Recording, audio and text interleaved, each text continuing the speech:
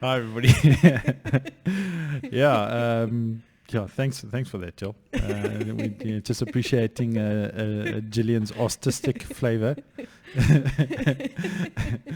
which kind of leads into the final personality trait from the Big Five that we're going to cover today, and that is openness to experience, and that is also the one that is, it's basically creativity, really, So it's also that, that it kind of just, can put pay to the notion that you can learn to be creative, because, you can't really, Yeah, but I think we all have a form of creativity under the right conditions. Right. There we go. Yeah, we need to be able to hear you, there man. We go. Yeah, your little insights. How are we going to, we'll miss it. We can't do that. You can't do that. So I think under the right conditions, we can be creative. So I always used to think that, and if you look at my openness score and you look at creativity, you would say it's low. And I would regard myself as as creative as a stone. But when I'm in a place of passion and excitement and interest, I tend to come up with ideas that are outside of the box. So I think we have a tendency towards seeing ourselves as open or creative, but in the right conditions, we could. Man, I think people like, automatically like to think that they inherently are like creative. Everybody likes to see themselves as being creative, but it's really not true. Neither is it inherently desirable. Look, like if you, it's like if you are high in creativity and you get your first job, do you think that creativity is going to be rewarded? No one wants to listen to ideas from the skivvy. Yeah, and here's the thing: is most of those ideas are shit. Likely, because your life experience isn't there yet. Yeah, it's absolutely zero. So you kind of have to sort of suppress that part in you. So that you can just actually, because like what they need is that, okay, you're hired here to do this task, so it kind of sort of comes back to their conscientiousness, it's like, and don't fiddle with it. It's not about working about new ways of doing this. This is how we're doing it. It's like refined. Somebody else has spent a lot of time developing it. And quite frankly, we don't want you wasting your time and my time trying to mess up my stuff. Yeah. And it's also one of those things, like in organizations, like they are complicated, man. It's like if you fiddle with this thing, that whole notion of like unintended consequences, it's all not that simple, And it's like a creative person. It's like it's like new ideas are dangerous. Can be. Can be. They're definitely. But if you are creative and then you're in that space, it's nothing like frustrating more than wanting to express your views and your opinions and not have the opportunity to do that. Yeah, I think a little part of you dies. I was not my weekend job that I had, which I absolutely loved because they just let me run wild. I had the most amazing time. Like I was working in a hardware store. Loved it. Absolutely loved it. It's I think technically it would actually be under child labor because I think I started working when I was 12. So cute. I absolutely loved it. I remember spending my whole paycheck on McDonald's for lunch, so I would just work for the McDonald's lunch. I saved up for like a pair of Caterpillar shoes. I can remember that because I wanted, because I wanted those. My parents were like, no, you can have your little Botta Tuffy school shoes, and that should suffice. Were you also like 10 rand 15 an hour, or I think no, I we started got paid at quite well. No, we got paid quite well for whatever reason in that hardware store. They actually paid us decently, so we actually could like save and and then that money would go towards partying along the weekends, which I certainly did. So like if you're a creative person and the first job that you have, and then it's like, well, your creativity isn't really wanted in here, and neither is it sufficiently refined to actually be of any use. But a part of you does die a little bit with that. Like I remember in companies that I went into, and I was like, I'd just start kind of like creating new systems and new things to do things, and wasn't always received, with the wow. I was kind of expecting like, how amazing is this like new idea, because it was ill-conceived. Oh, unrefined. It was definitely unrefined. But also, if that part of you was shut down, I think a lot of us shut that part of ourselves down because we don't have the opportunity to play in that space. And so we need to play with it because that's the only way that we will refine it. And now, as I've played as an adult, I don't see myself as lacking creativity as I did initially because there's so many forms of it. For sure. For sure. It's I mean, well, for me, it's, I mean, it expresses itself in the books that I read. You know what I mean? Like, I read a lot of fantasy books, and I absolutely love it. You know, and I always have. It's just such an inherent part of me, like living in this world, in this alternative world. You know, and to play out things in this alternative reality, you know, and I've been captivated by that most of my life. There's also I'm trying to think now. Okay, so the one is also there's an aesthetic component. You know, it's appreciation for like beautiful things like paintings and a sunset or churches. You know, like architecture and that kind of thing. Like, I love old churches. You know, I absolutely like. It's one of those things that I find, you know, captures a part. There's a sense of awe that I get when. And what's the opposite of that? So if we think of one person being, you know, aesthetically sensitive, what would the other person be? More practical, tangible, hands-on. Very practical. It's like, well, it's like the kind of thing where the opposite end of the scale would view that as being frivolous. You know. You know, and almost just like, you know, just spending time with your head in the clouds, you know, like we live in the real world where there are practicalities, and that's a fair case. Yes. That's a fair case to make, you know. Yeah, but when the butterfly, you were the kid that ran after the butterfly. Just and I was the kid who didn't come back. Yeah, they'd have to come looking for me.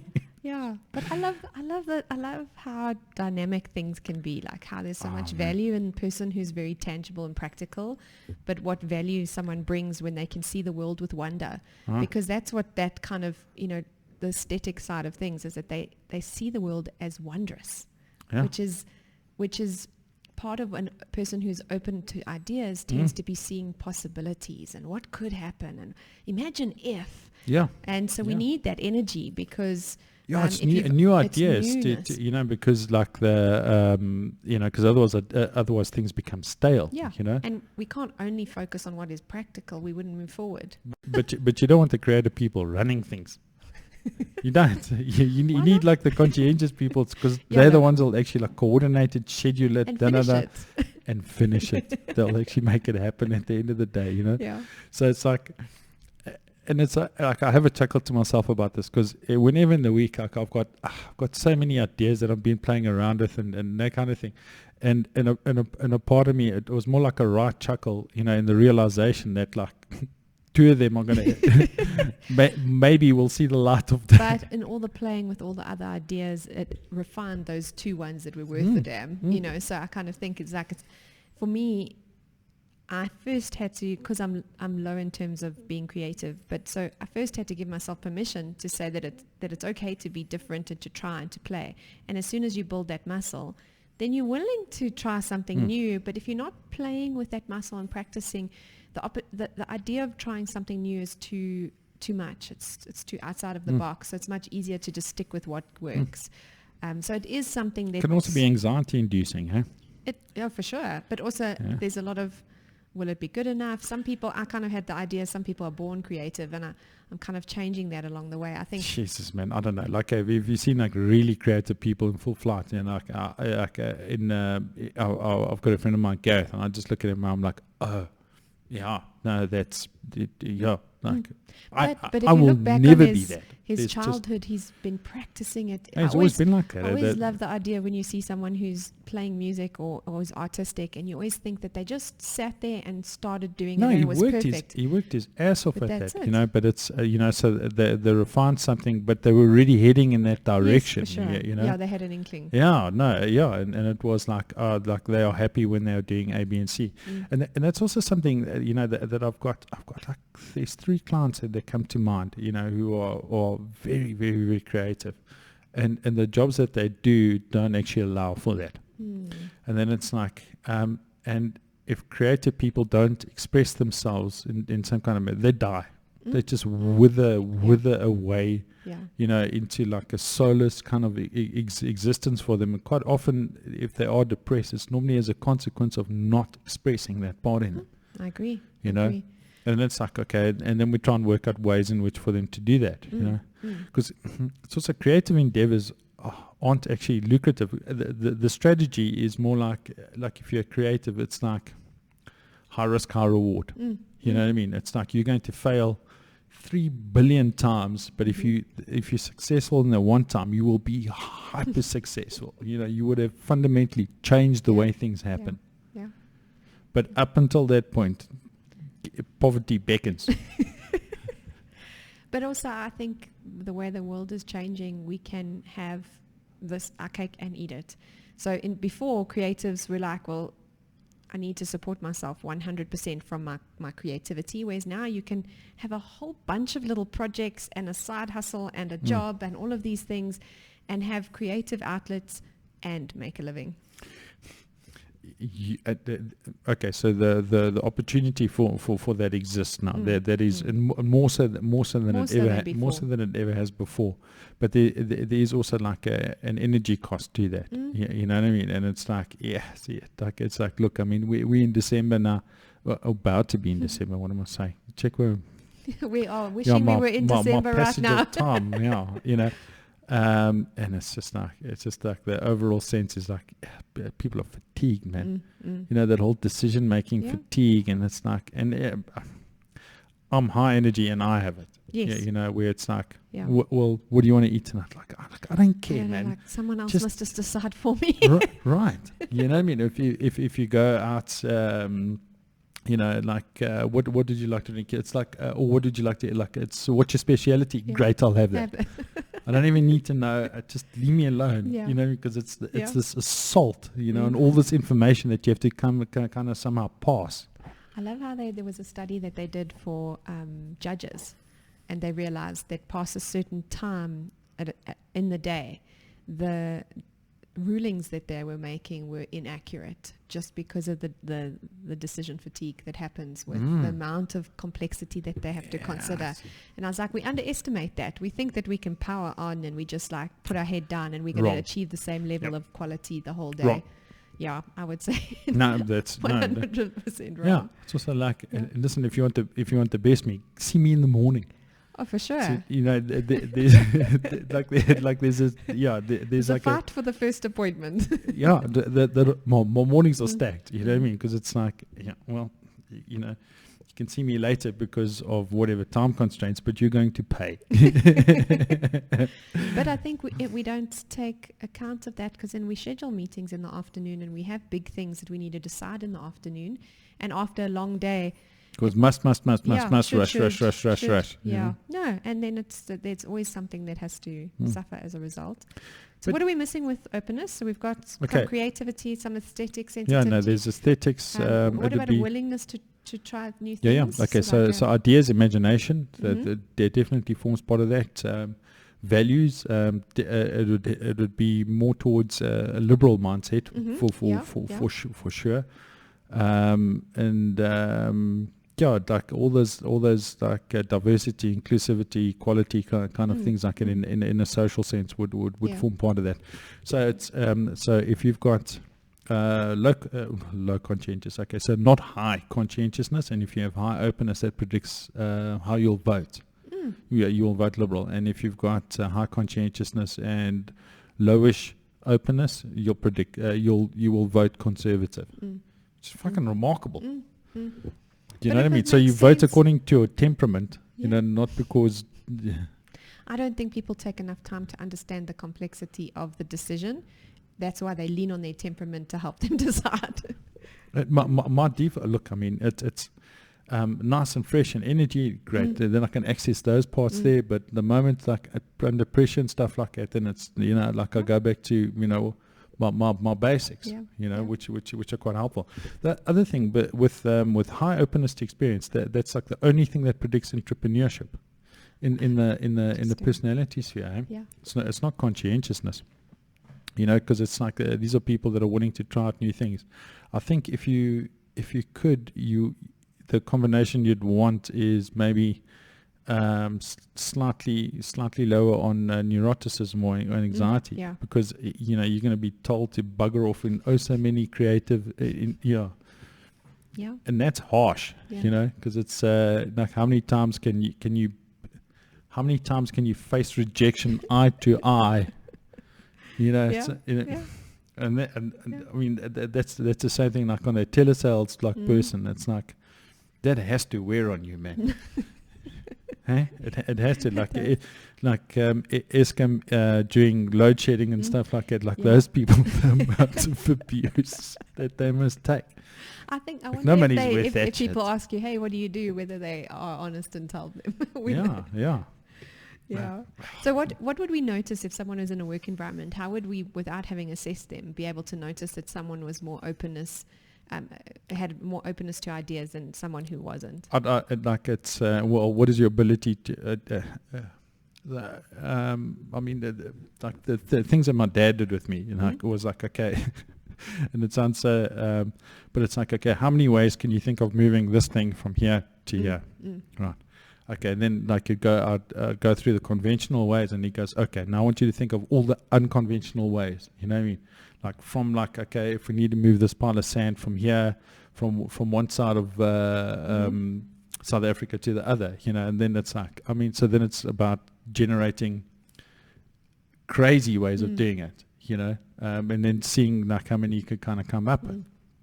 And it's when you talk to people who are like that, the ideas will just be forming, and you'll sort of be bouncing back, and they'll be going in directions that you couldn't have foreseen, because it's a creative thing that emerges, So it's not we follow A, B, C, and D, and we get result Y, It's like we follow this journey of discovery, and we eventually wind up with something that we didn't even know we needed. Yeah.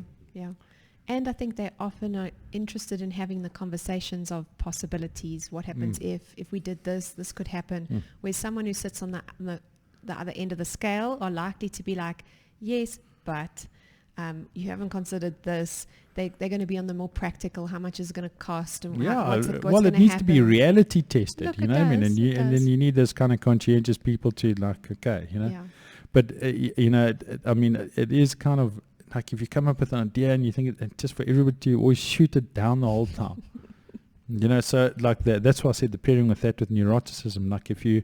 Because it's like we were joking earlier on, where it's it's like the kind of thing here are the things that you feel anxious over, right? But now if you've got let's say high creativity, you're forever creating new things to be anxious over that you haven't really thought about previously. That's not such a combination. It can drive us up the wall. But in a workspace, those who are more sort of aesthetically inclined, they'd beautify. They would beautify the areas around them. Appreciate as well. Yeah, it's like the kind of thing on I wonder if it actually whether you could see that in their handwriting. And also, so negatively, very slightly negatively predicts your academic scores. Okay. So it actually works against you a little bit in the university context. But if you take it practically and you think someone who's creative is not likely to be someone who theoretically places emphasis on the theory, and what does our schooling system emphasize? Well, remember the facts. Well, you have to learn what we already know. You know what I mean, so that you don't have to go figure it all out by yourself. So it's not about reinventing the wheel either. And a lot of the programs are not rewarding you for out of the box thinking. No. They're rewarding you for having ticked the boxes. Not no, you'll get punished for that. Yeah. So it makes sense for them to not be correlated. Yeah. Where creativity is very helpful is if you're in a lot of trouble, you can kind of get your way. When my son said this week, I've banned Coke. Okay, banned Coke and fizzy drinks during the week. Okay. So then he goes to his nonna's house and says, "I had a Fanta today." It's like, "What, buddy? But you didn't listen to me. I banned Coke for the week." He said it wasn't Coke, it was Fanta. I was like, "Damn it." I can. It's like, okay, I can get how Well, you're trying to think around you know, this. Yeah. part of me is like, well played, but Yeah. like, And also, like because I say, you're wrong, and I'm You're going to punish you. but I'm very glad you're thinking out of the box. Yeah, because you need It's to work hard. like that, like, you know. So it's like, here are the set of rules, Mm. and there's also like the, you know, on some of the tests that measure integrity, which is an iffy thing to measure. Mm. But a rule adherence is one of the things that they say, you know, some of them, I don't think those assessments are that accurate. There are those that do, you know. And you could see how, like, somebody who is high on the creative sort of dimension would just be like, no.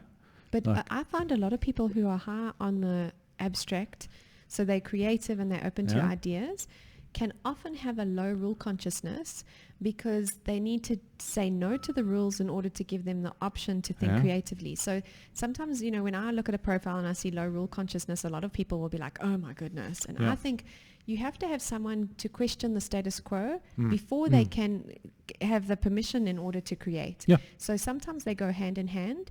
It doesn't mean that somebody is going to ride through a red robot, but they're going to have that nature that's like, yes, but, or I'm not quite sure if I agree. They're going to challenge the things that are in place because they have to think that way in order to be creative.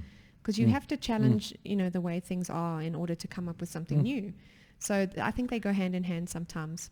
But yeah, Not all the time, yeah, but sometimes. yeah. It's like, look, I mean, like, ideally, you need to know what the rules are. You know, I mean, like, before you venture forth and break them. You know, or to know when to break them. You know, and that is very much like a judgment kind of call. Like, you know, kind of you know, experience will dictate. You know, because it's like you know, it's almost like the rule of the law and the spirit of the law. You know.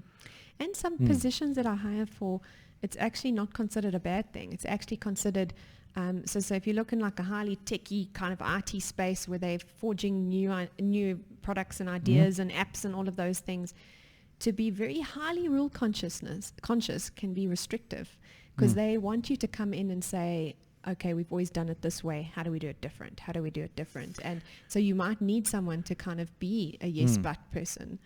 It's also like you know, that almost like creative exhaustion. I think is it. Look, so like the for the companies, when I'm selecting for high openness, for high creativity, they inevitably advertising agencies, marketing agencies, but you know, where there's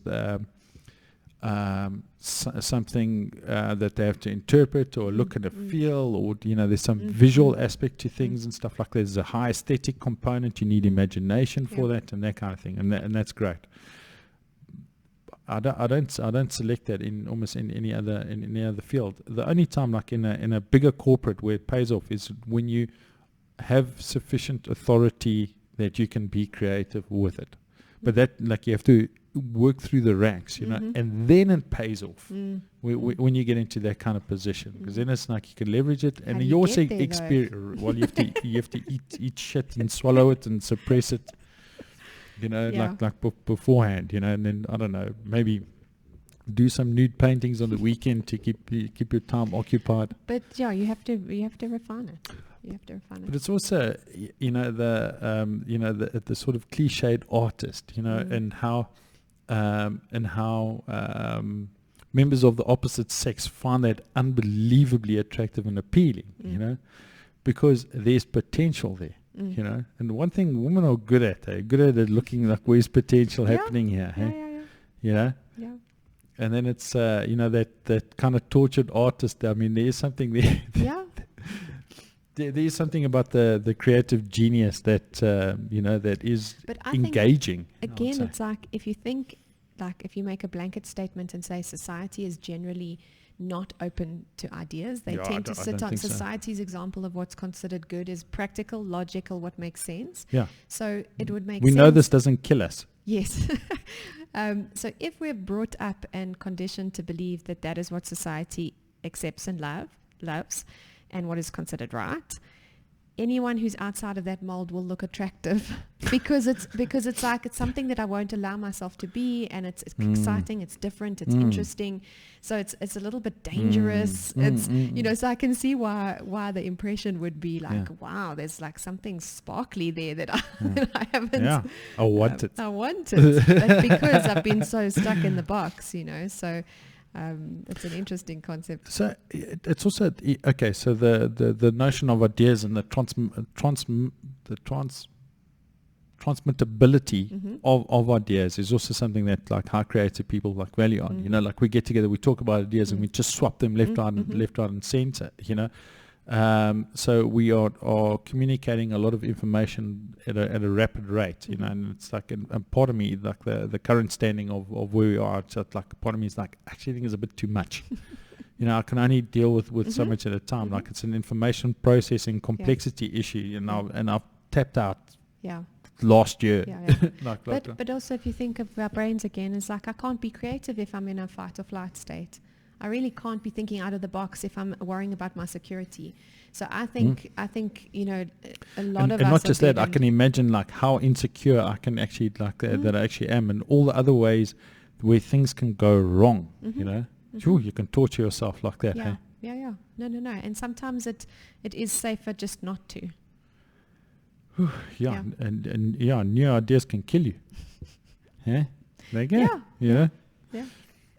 Doesn't that like what's the worst that could happen? Wow, I've broken many an arm following that philosophy. But also I think it's also because people are not ready to hold them and accept them. It's a process to convince people to go against what they believe. So if you are introducing new ideas or different perspectives or just different ways of thinking, you're bound to face some sort of resistance, because you're asking someone to disagree with their worldview and accept your worldview, which is a little death. And so people don't do that. Little death, people don't do that willingly, especially if you're trying to convince them of a new way of doing things. Art and paintings and things is different, but if you're trying to introduce a new system, so I have a lot of resistance because I kind of think we can do career coaching differently, and then people will say like no.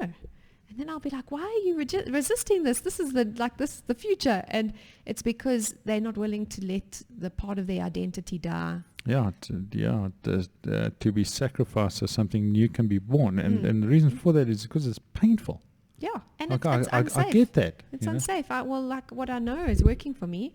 Why must I say no to that and take something on that's new with the risk of it might not working as well as the one that worked before? So again, it's like if you are open to ideas and you've got all these ideas and you have resistance, that's par for the course, hey? Yes, it's how many of those change projects fail, hey? Do any of them succeed? I'm not quite convinced that they do. In my experience and what I've come across, I mean, that I would term like look at everything going, that was a resounding success. No. No, I genuinely can't say that. At best, it's like a partial movement. Maybe you're lucky if you get 40% buy-in or something like that. Yes, it's that. But also the something rather than nothing. That's a win, by the way. That is a win. If you get like a 40% thing, I think we can all pat ourselves on the back and pop the champagne, people. But it also shows that if you are going to be open to ideas, you're taking the more difficult path. Because it is, I think the easier path is to just go with what everybody's doing. The harder path is to do something different. But there might be also more reward in that in the long run. But it's, look, I mean, it's like, like in my journey, in my path, so I did what I thought, and what I came up with, and then I was like, I reached the limits of that, and then it's like, okay, well, I also need to know I need to do what everybody has always been doing, even in any case, and I need to do that, okay, and then I can start fiddling with things, so it's like, need to have some kind of a foundation part on that. I agree, and that's what would be my recommendation, is that you've got to create some sort of something to hold on to, because it creates some stability. Nothing kills a dream quicker than financial stress. So you kind of want to say, if I want to forge a new path, I want to do something different, create some sense of stability, because that's going to create your safety and your security and your sense of like, I'm okay in myself, so that you can have the confidence and the comfort in order to risk on the other side. Yeah, look, I mean, it's awesome to have beautiful things in your home and that kind of thing, but you need to have some kind of job that pays that. And unfortunately, there actually aren't that many. Like there's I met an artist, John Moore, a while back. I was, weirdly enough, I was doing a presentation on creativity, on innovation, and at the time it was something for UJ. And we had a long conversation. What a spectacularly interesting guy, dynamic as all hell. But in order, how hard that guy works to make a living from creating art, I was blown away. You know, the obstacles, how difficult it is. You know what I mean? Like to try and find a market for that and to produce these things, and to still somehow pay for everything, survive, have a roof over your head. You know, and I don't know, pizza in the oven or something like that. It was remarkable how hard this guy worked. I was like, and I knew I could never do that. Never. That amount of hard work and dedication and still to be super creative on top of that and make that into a viable enterprise. It was and also that you don't get bored of it after having, now you've found something people will buy. And now you're not that interested in that anymore because you've done it 1,000 times over now, but that's what they're buying. Now you've got to produce it. And so I think that's also hard, is that then you have to kind of also manage what people are buying, but what you. And then it's like, maybe they don't want it this year. You know what I mean? But I was like, and part of me is like, how do you not end up hating people? Yeah. Yes. I go to a market every year, and actually my mom and I save up for it, and we, go to the market at this time of year. And it's all makers who are South African. It's all products that are born in South Africa. Proudly South African. Proudly South African. And like each one of them, they all just like just hoping that this year they're going to sell out, or they're going to. But it's like so nice to be there, because it's all people who are willing to risk it. And it might go well, might not. There's some stands where no one walks past, no one stops, and you think, oh, sure, then it might not have gone as well. But it's nice to see that there's loads of people who are willing to risk it. It's just, yes, there's something admirable about actually creating something and making something and putting it out there for the world to either validate that this is the most beautiful thing that I've seen, and I wanted, to have that thing. Or the ultimate rejection, like just whatever you've produced is no. I'm glad you think it's nice. Yeah. But nobody else does. Wouldn't it be nice if everyone had the freedom to be able to kind of create in ways that are fun for them? Because I think it takes an enormous amount of courage for people to get to the point where they produce stuff and they sell it, to people. But I don't think everybody gives themselves the freedom to be creative, or to think outside the box, or to come up with a new idea. Yeah, so. It's one of those things where it's like, pay attention when your sense of vulnerability is gone, and then obviously the whole thing on the passage of time, we're not aware of that, and it's like, well, whatever you're doing in that moment, just pay attention. Because whatever that is, that's talking to like the perfect parts in you, that that you engage to that extent that that you don't feel vulnerable in any which way, that you feel secure, that you feel safe, and that's normally an indication that you're doing something right. And then do more of that. And it's also the other part is don't force it. Like I'm colorblind. So the art thing doesn't work so well for me. Like I can appreciate and that sort of thing, but when it comes to, unless it's paint by number, it's a problem. Unless I think the only time I had somebody say something nice about my work in art class, I was in standard 3. And I think my teacher's name was Mrs. Buerta, and the only reason why it worked because it was an underwater scene, so it could be a bit messy. So it could only be blue and green, and that was the only time somebody said something nice about what I created. So I just kind of left it to that, Well, my dad's great, and so is my mom when it comes to that. Yeah, no. My uncle works, well, he's working for Netflix now, but he used to work Oh, for, really? he used to do like animation, so he's a specialist in lighting around Wow. animation.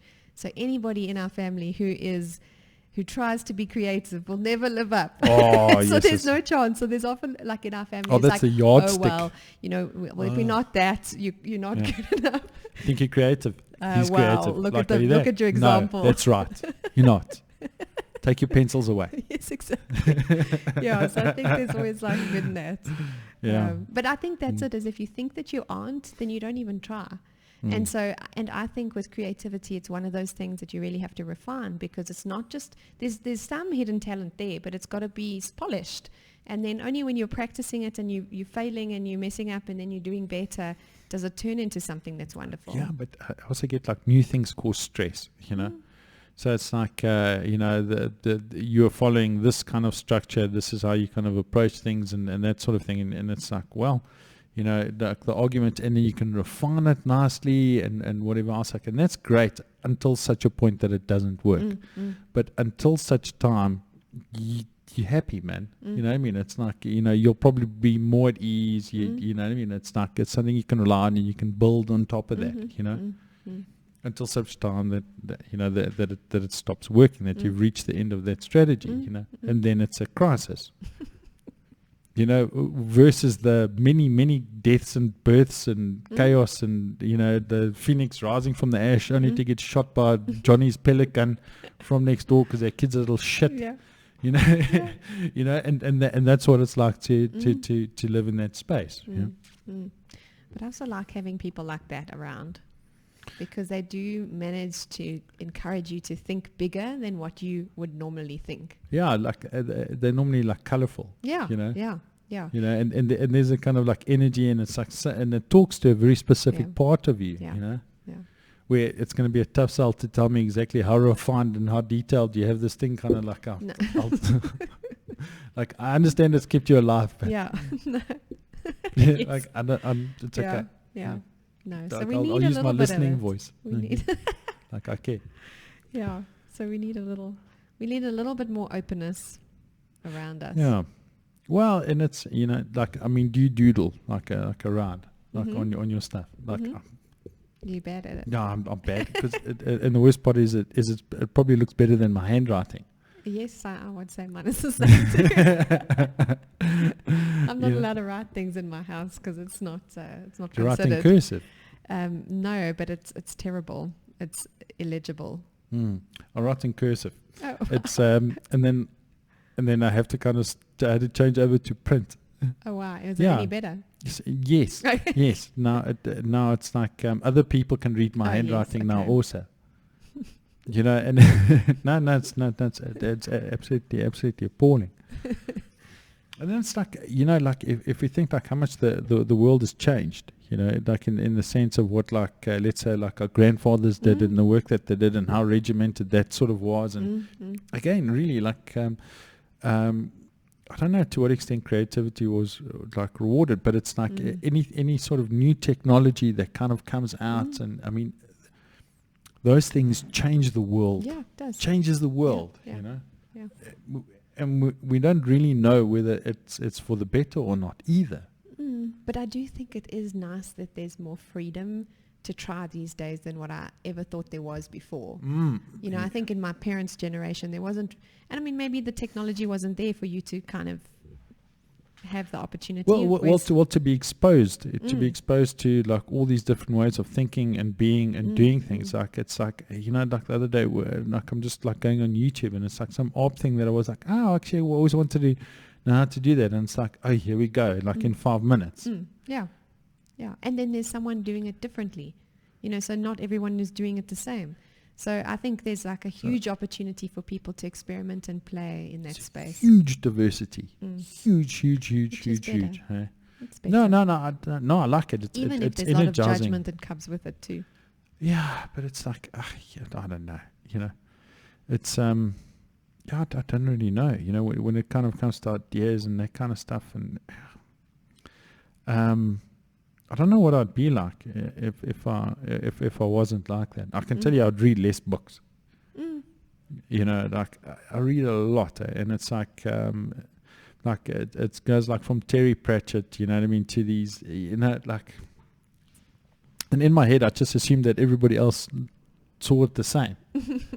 No, and obviously, over time, you learn that is very definitely not the case. And with my good friends,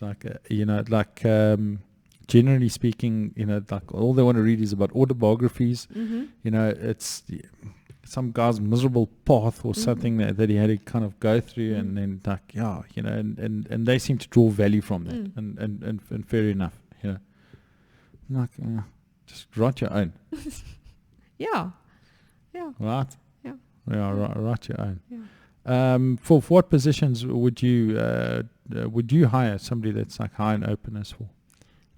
Well, look, the position has got to demand a out of the box thinker and accept and want that, and you've got to be careful that the person saying, "Oh, I want them to be creative," whether the environment actually allows for that. What we need here is a super creative person. It's like this is the South African Revenue Services. No. I don't think so. Creativity negatively predicts the best lawyers, Wow. like advocates. That's something that predicts against it. That's interesting. So disagreeable and conscientiousness. Those are that make a good advocate does advocate. make. Yeah, that's so interesting. Yeah, and you think within that realm that there should be some kind of like out of the box thinking, but there isn't. But maybe it's the same with engineering. Like you don't want to fiddle with too much on how to make a bridge. True. You know, and then it's like. But the engineers who are creative struggle to find a consistent place because they feel that the ideas are not valued or not seen. I've and got they'll often say to me is that, you know, the way I see the world, the way I see things happening, it doesn't seem to be the same way as everyone else, and I keep hitting roadblocks. Yeah, because there's nothing as concrete as an engineer. And there isn't a standard accepted way of doing things. And you will find a lot of resistance if you're not willing to go along with. Definitely in the engineering companies that I know, and there's many that I know in depth. It's not that will get you in trouble. Actually, you know that will cause you a lot of shit. I've got one as a friend who's very creative, and he tried his luck. Like it didn't work out, but he actually realized it himself. You know. And it actually shifted him into like a marketing sales position. You know, so technical sales, technical marketing, and that kind of thing, and that's a much better fit for him. But also, much better fit. That's what I always find is that if something is like a square peg in a round hole, there's something not fitting. It's because there's a nuance that needs to happen, and so because we're so in the olden days, we're so used to being fit within you're an accountant or you're a doctor.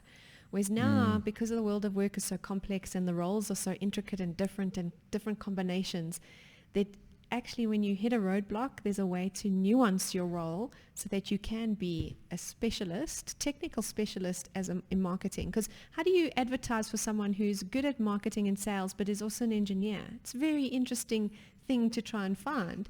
But like there's always that person that has that unique combination of things that wasn't meant to be a traditional engineer. Right.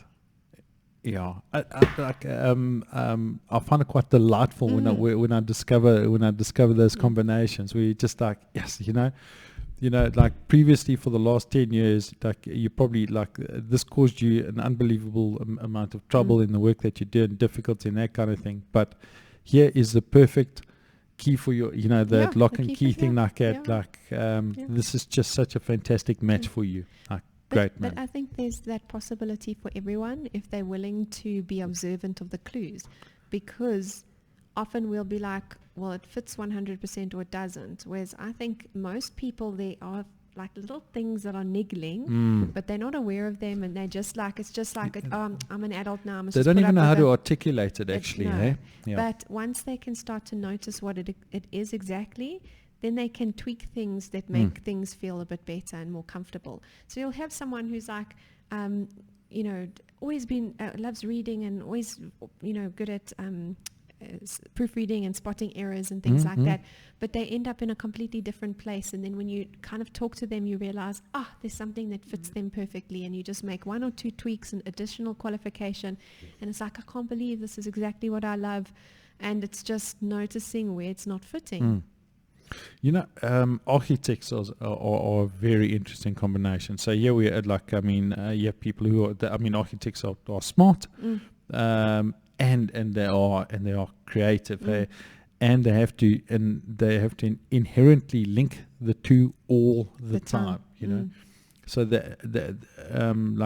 as a technical expression of of very, very intelligent people doing that, architects would fit quite well, to the extent that it's not even that long ago, when I was in Germany, that Mercedes-Benz actually wanted them for project engineers, for project managers. Oh wow! And give them really complicated projects, because not only can they do the planning stuff, they can also visualize as well. They can visualize it. You know what I mean? And I was like, that's clever. But then that's also a misconception. If I'm creative, I have to paint paintings. You know, it's like, if I think outside the box and think differently, it doesn't mean I have to be traditionally creative. Look, there is a thing on necessity. You know what I mean? And if necessity demands it, if we are venturing off through Africa, and we get stuck somewhere by necessity, we need to create something to survive. That maybe that also offers the impetus on getting really creative. And using marulas as a fuel source. I don't know. Or we can just leave it and booze, or something like that. Good. Okay. Right. Good. I think that's it. It's an interview. It's an interview, people. It's I think I'm trained creatively. Hey. Look, I'm just gonna say I've got a project coming up, and it's I said I'm happy to do the outline, but my best work is not going to happen between now and the end of the year. If you want my best work, catch me in middle of Jan. Yeah. Have you bought your Christmas presents yet? No. I'm not that person. No, I've been on point. Okay, anyway, guys, be safe. So that was it for the final trait, openness to experience. And this is from the Pro-Human podcast. Yay. I quite like the name. And this is for all our clients to kind of help it out and understand creativity. Be safe, people. And see you in the new year. See you in the new year, 2022. Ciao.